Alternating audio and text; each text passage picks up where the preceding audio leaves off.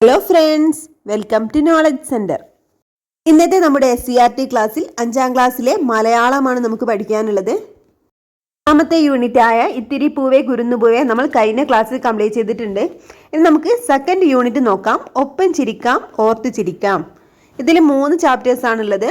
വായുവില്ലാത്ത ലോകം, കടങ്കഥ, അതുപോലെ നീർനാഗം. ഇത് 3 നമുക്ക് നോക്കാം. നമുക്ക് ആദ്യം ഓരോ പാഠഭാഗത്തും കൊടുത്തിട്ടുള്ള കൃതികൾ ഏതൊക്കെയാണെന്ന് നോക്കാം. അതുപോലെ ഓരോ കൃതികളുടെയും രചയിതാക്കളെ കുറിച്ച് നമുക്ക് ഡീറ്റെയിൽ ആയിട്ട് തന്നെ പഠിക്കണം. അവരുടെ മറ്റു കൃതികളും അതുപോലെ അവർക്ക് കിട്ടിയിട്ടുള്ള അവാർഡുകളൊക്കെ ഒന്ന് നോക്കാം. പിന്നെ SCERT മലയാളത്തിൽ നമുക്ക് പ്രധാനമായിട്ടും പഠിക്കാനുള്ള ഒരു കാര്യം പുതിയ പദങ്ങളും അതിൻ്റെ മീനിങ്ങുമാണ്. അതും കൂടി നമുക്ക് നോക്കാം. ഈ ഒരു പാഠത്ത് കൊടുത്തിട്ടുള്ള കഥയൊന്നും ഞാൻ വായിക്കുന്നില്ല, കാരണം നമുക്ക് അത് എക്സാമിന് അതിൻ്റെ ആശയങ്ങളോ മറ്റു കാര്യങ്ങളോ ഒന്നും ചോദിക്കില്ല. അതിൻ്റെ രചയിതാവിനെ പറ്റി മാത്രമാണ് നമുക്ക് ചോദിക്കാൻ സാധ്യത ഉള്ളത്. അതുപോലെ തന്നെ ഇതിൽ കൊടുത്തിട്ടുള്ള കവിതകളുടെ വരികളൊക്കെ ഒന്ന് നോക്കാം. ചിലപ്പോൾ ആ വരികൾ തന്നിട്ട് ആരാണ് എഴുതിയത് എന്നൊക്കെ ചോദിക്കാൻ സാധ്യതയുണ്ട്. അതുകൊണ്ട് വരികളൊന്ന് നോക്കാം. അപ്പോൾ ക്ലാസ് കാണുന്നതിനോടൊപ്പം തന്നെ നിങ്ങളുടെ അഭിപ്രായങ്ങളൊന്ന് കമൻറ്റ് ചെയ്യണേ.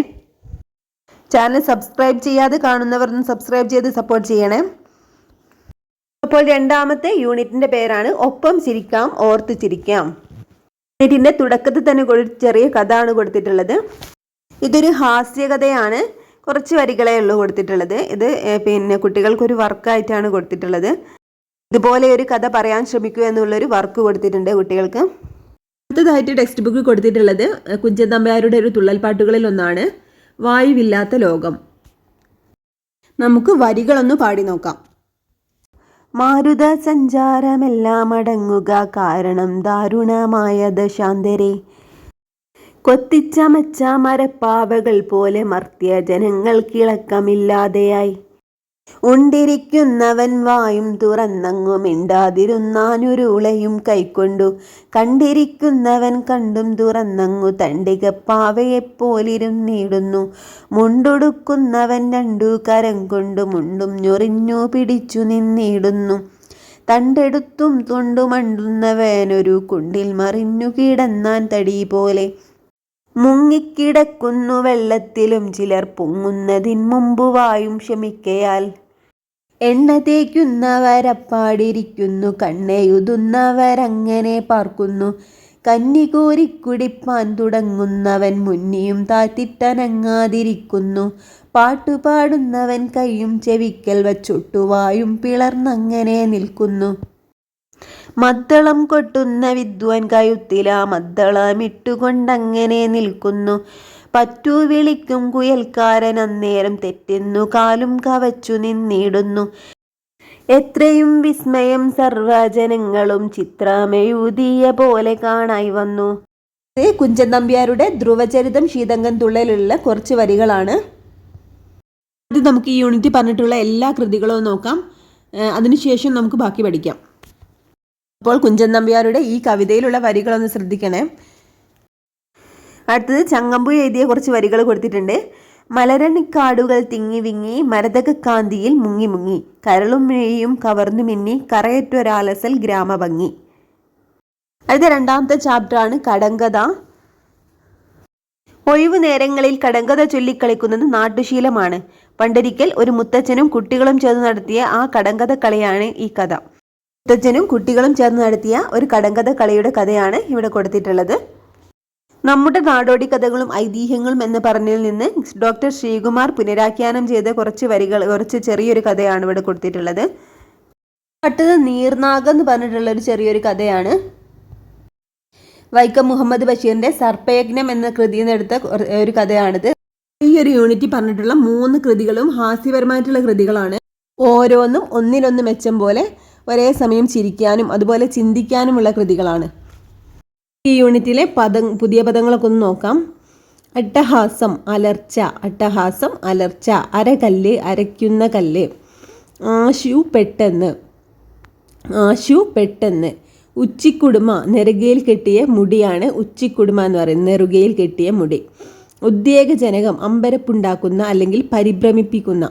ഉദ്വേഗജനകം, അമ്പരപ്പുണ്ടാക്കുന്ന അല്ലെങ്കിൽ പരിഭ്രമിപ്പിക്കുന്ന. എടിപിടിയെന്ന്, വളരെ പെട്ടെന്ന്. കാന്തി, ശോഭ അല്ലെങ്കിൽ തിളക്കം. കേശം, തലമുടി. കേശം, തലമുടി. കൊഞ്ചും മൊഴി, കൊഞ്ചിപ്പറയലാണ് കൊഞ്ചും മൊഴി. ക്ഷ പിടിച്ചു നന്നായി ഇഷ്ടപ്പെട്ടു, ക്ഷ പിടിച്ചു നന്നായി ഇഷ്ടപ്പെട്ടു. ഇതിൽ അത്യാവശ്യം കുറച്ച് ഇമ്പോർട്ടൻ്റ് ആയിട്ടുള്ളത് ആശു പെട്ടെന്ന്, അതുപോലെ കേശം തലമുടി, ഇതൊക്കെ ഒന്ന് നോട്ട് ചെയ്യണേ. ചിണുക്കി കുടുക്കി, ചിണുക്കി കുടുക്കി. ചെങ്കുത്തായ നേരെ കുത്തനെയുള്ള അല്ലെങ്കിൽ കീക്കാൻ തൂക്കായ. ചെപ്പ് അടപ്പുള്ള ചെറിയ പാത്രമാണ് ചെപ്പ്. ചെമ്പിച്ച ചെമ്പിൻ്റെ നിറമുള്ള.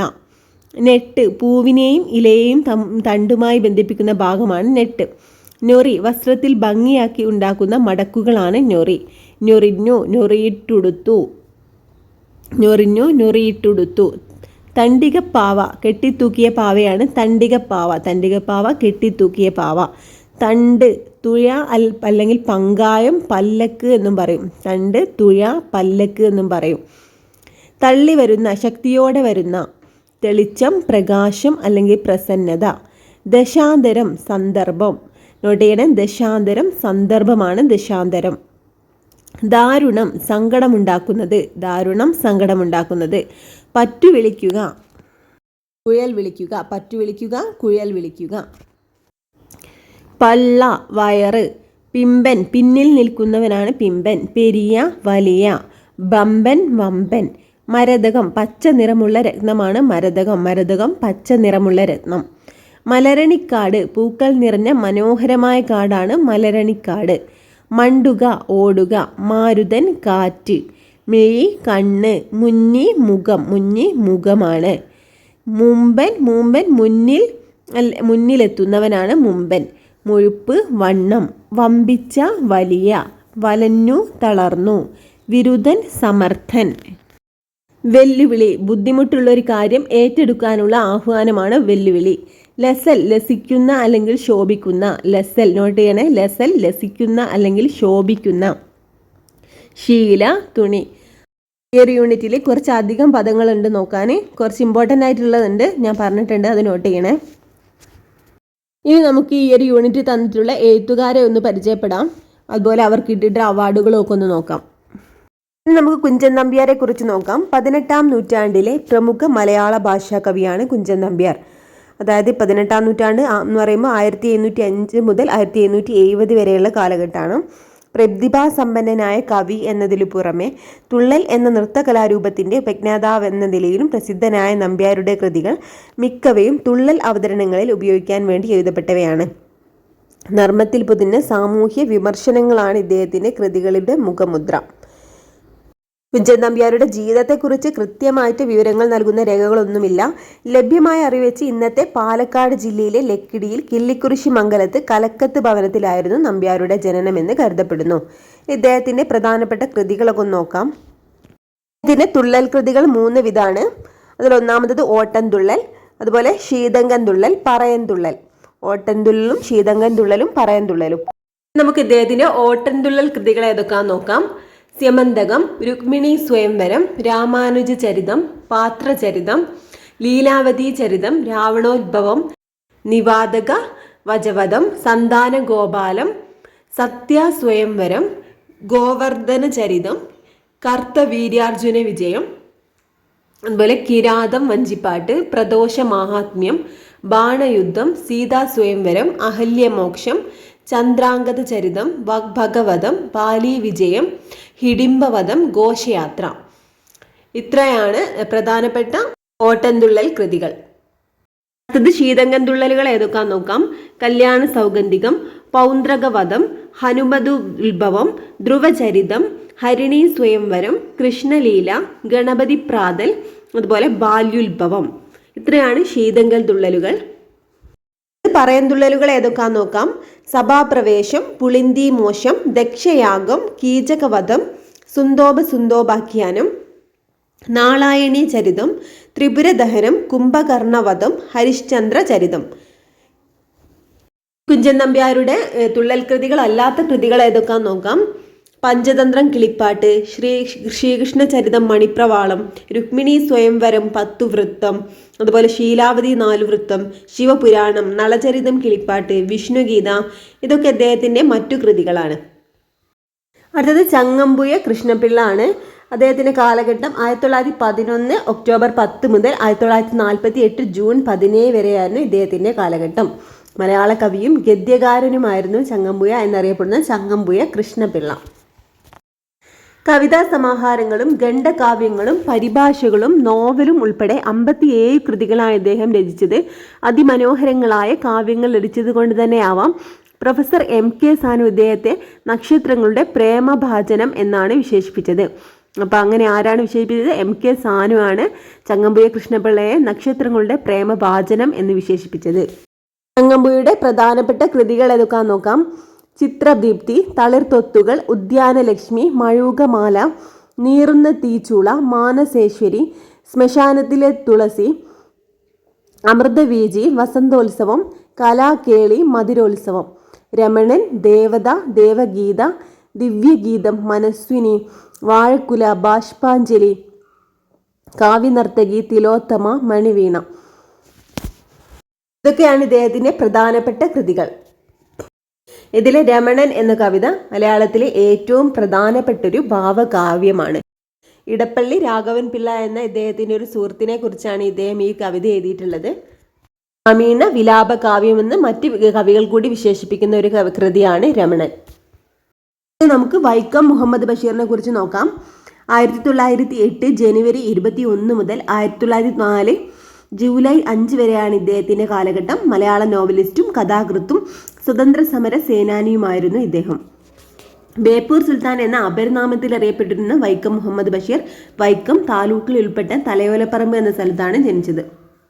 ഇനി നമുക്ക് ഇദ്ദേഹത്തിന് കിട്ടിയിട്ടുള്ള അവാർഡുകൾ ഏതൊക്കെയാണെന്ന് നോക്കാം. കേന്ദ്ര സാഹിത്യ അക്കാദമി ഫെല്ലോഷിപ്പ് 1970 കേന്ദ്ര സാഹിത്യ അക്കാദമി ഫെല്ലോഷിപ്പ് ലഭിച്ചിട്ടുണ്ട്. 1981 കേരള സാഹിത്യ അക്കാദമി ഫെല്ലോഷിപ്പ്.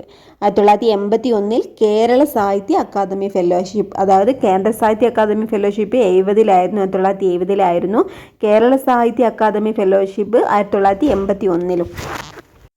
അതുപോലെ 1982 ഇന്ത്യ ഗവൺമെൻറ് ഇദ്ദേഹത്തിന് പത്മശ്രീ പുരസ്കാരം നൽകി ആദരിച്ചിട്ടുണ്ട്.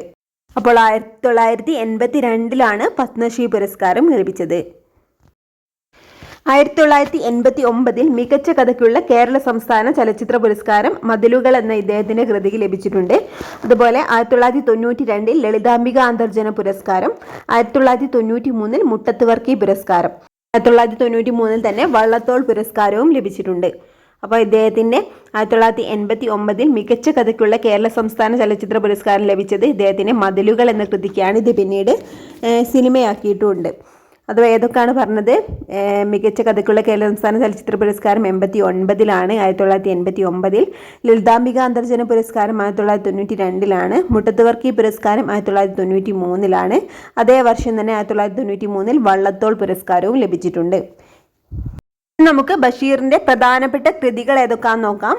1942 ഇദ്ദേഹം എഴുതിയ നോവലാണ് പ്രേമലേഖനം. 1942 ഇദ്ദേഹം എഴുതിയ ഒരു നോവലാണ് പ്രേമലേഖനം. ഈ സർപ്പയജ്ഞം ഒരു നോവലാണ്. 1943 എഴുതിയിട്ടുള്ളത്. സർപ്പയജ്ഞം നോവലാണ്, 1943. ബാല്യകാല സഖിയും നോവലാണ്, 1944 എഴുതിയിട്ടുള്ളത്. അതുപോലെ 1951 എഴുതിയ കൃതിയാണ് എൻ്റെ പൂപ്പാക്കൊരാന ഉണ്ടായിരുന്നു എന്നുള്ള കൃതിയാണ് 1951 എഴുതിയത്. അതേ വർഷം തന്നെ 1951 എഴുതിയ നോവലാണ് ആനവാരിയും പൊൻകുരിശും. അപ്പോൾ പ്രേമലേഖനം 42 സർപ്പയജ്ഞം 43, ബാല്യകാല സഖി എന്നാണ് എഴുതിയത് 1944 ബാല്യകാല സഖി. എൻ്റെ പൂപ്പാക്കൊരാന ഉണ്ടായിരുന്നു 1951 എഴുതിയ കൃതിയാണ്. അതുപോലെ 1951 ഇദ്ദേഹം എഴുതിയൊരു നോവലാണ് ആനവാരിയും പൊൻകുരിശും. അടുത്തത് 1959 ഇദ്ദേഹം എഴുതിയൊരു നോവലാണ് പാത്തുമ്മയുടെ ആട്. പാത്തുമ്മയുടെ ആട് 1959 എഴുതിയത്. അതുപോലെ 1989 ഇദ്ദേഹം എഴുതിയൊരു നോവൽ അടൂർ ഗോപാലകൃഷ്ണൻ മതിലുകൾ എന്ന പേരിൽ സിനിമയാക്കിയിട്ടുണ്ട്. 1965 ഇദ്ദേഹം ഈ ഒരു നോവൽ എഴുതുന്നത്. അപ്പോൾ ഭൂമിയുടെ അവകാശികൾ ചെറുകഥകളാണ് 1977 എഴുതിയത്. 1947 എഴുതിയ ഒരു നോവലാണ് ശബ്ദങ്ങൾ. അപ്പോൾ 1959 പാത്തുമ്മയുടെ ആട്, 1965 മതിലുകൾ, 1977 ഭൂമിയുടെ അവകാശികൾ, 1947 ശബ്ദങ്ങൾ. അടുത്ത 1983 ഇദ്ദേഹം എഴുതിയൊരു കൃതിയാണ് കാമുകൻ്റെ ഡയറി എന്ന കൃതി പേരുമാറ്റി അനുരാഗത്തിൻ്റെ ദിനങ്ങൾ എന്നാക്കി. 1953 ഇദ്ദേഹം എഴുതിയൊരു നോവലാണ് സ്ഥലത്തെ പ്രധാന ദിവ്യൻ. 1953 എഴുതിയൊരു നോവൽ സ്ഥലത്തെ പ്രധാന ദിവ്യൻ. 1954 ഇദ്ദേഹം എഴുതിയ ഒരു ചെറുകഥയാണ് വിശ്വവിഖ്യാതമായ മൂക്ക്. വിശ്വവിഖ്യാതമായ മൂക്ക് എന്ന ചെറുകഥ എഴുതിയത് 1954 അതുപോലെ 1964 ഇദ്ദേഹം എഴുതിയൊരു ചെറുകഥയാണ് നീല വെളിച്ചം. ഈ ഒരു കഥയിൽ നിന്ന് ഒരു സിനിമയുടെ തിരക്കഥ ഉണ്ടായിരുന്നു. 1955 ഭാർഗവി നിലയം എന്ന പേരിൽ ഒരു സിനിമയുടെ തിരക്കഥ ഉണ്ടാക്കിയിട്ടുണ്ട്. അടുത്തത് കഥാബീജം നാടകത്തിൻ്റെ തിരക്കഥയായിരുന്നു. 1945 ഇദ്ദേഹം എഴുതിയത്. കഥാബീജം നാടകത്തിൻ്റെ ഒരു തിരക്കഥയാണിത്. 1945 എഴുതിയ ചെറുകഥകളാണ് ജന്മദിനം. 1946 എഴുതിയ ചെറുകഥകളാണ് ഓർമ്മക്കുറിപ്പ്. 1945 ലേഖനം എഴുതിയിട്ടുണ്ട്. അനർഘ നിമിഷം എന്ന് പറഞ്ഞ ലേഖനങ്ങൾ എഴുതിയിട്ടുണ്ട് 1945. 1948 ചെറുകഥകളാണ് വിഡ്ഢികളുടെ സ്വർഗം. ഇത് 1948 എഴുതിയ ചെറുകഥകളാണ്. ഇനി 1951 എഴുതിയൊരു നോവലാണ് മരണത്തിൻ്റെ നിഴൽ. 1951 മരണത്തിൻ്റെ നിഴൽ എന്ന നോവൽ എഴുതിയത്. മുച്ചീട്ട് കളിക്കാരൻ്റെ മകൾ എന്ന നോവൽ എഴുതിയത് 1951. 1952 എഴുതിയ ചെറുകഥകളാണ് പാവപ്പെട്ടവരുടെ വേശ്യ. 1954 എഴുതിയൊരു നോവലാണ് ജീവിത നിഴൽപ്പാടുകൾ. 1954 എഴുതിയ ചെറുകഥകളാണ് വിശപ്പ്. ഒരു ഭഗവത്ഗീതയും കുറേ മുലകളും ചെറുകഥകളാണ്. 1967 ഇത് എഴുതിയത്. 1968 എഴുതിയൊരു നോവലാണ് താര സ്പെഷ്യൽസ്. 1968 എഴുതിയൊരു നോവലാണ് മാന്ത്രിക പൂച്ച. 1969 നേരും നുണയും 1969 എഴുതിയത്. 1973 എഴുതിയത് ഒരു ഓർമ്മക്കുറിപ്പാണ് ഓർമ്മയുടെ അറകൾ ഇദ്ദേഹത്തിൻ്റെ ഒരു ഓർമ്മക്കുറിപ്പാണ്. 1973 എഴുതിയത്. 1975 എഴുതിയൊരു ചെറുകഥകളാണ് ആനപ്പൂട. 1975 തന്നെ എഴുതിയ ചെറുകഥകളാണ് ചിരിക്കുന്ന മരപ്പാവ. 1991 എഴുതിയൊരു ഓർമ്മക്കുറിപ്പാണ് MP പോൾ. അടുത്തത് യാ ഇലാഹി എന്നൊരു ചെറുകഥയാണ്. മരണശേഷമാണ് ഇത് പ്രസിദ്ധീകരിച്ചത്. 1997 ഇത് എഴുതിയിട്ടുള്ളത്. യാ ഇലാഹി ചെറുകഥയാണ്. ഇനി ബാലസാഹിത്യമാണ് സർപ്പയജ്ഞം. അതുപോലെ ബഷീറിൻ്റെ തിരഞ്ഞെടുത്ത കത്തുകൾ മരണാനന്തരാണ് ഇത് പ്രസിദ്ധീകരിക്കപ്പെട്ടിട്ടുള്ളത്. അപ്പോൾ ഇത്രയാണ് ബഷീറിൻ്റെ കൃതികളുള്ളത്. ഇത് ഇമ്പോർട്ടൻ്റ് ആണ്, നോട്ട് ചെയ്യുക. SCERT മലയാളത്തിൻ്റെ 2ാമത്തെ യൂണിറ്റ് നമ്മൾ കംപ്ലീറ്റ് ചെയ്തിട്ടുണ്ട്. ഈ ഒരു യൂണിറ്റ് പറഞ്ഞിട്ടുള്ള പുതിയ പദങ്ങളും അതുപോലെ തന്നെ രചയിതാക്കളെക്കുറിച്ച് പറഞ്ഞിട്ടുള്ള കാര്യങ്ങളൊക്കെ നോട്ട് ചെയ്ത് പഠിക്കാം. അതുപോലെ ക്ലാസ്സിനെ പറ്റിയിട്ടുള്ള നിങ്ങളുടെ അഭിപ്രായങ്ങളൊക്കെ ഒന്ന് കമൻറ്റ് ചെയ്യണം കേട്ടോ. Okay friends, thank you.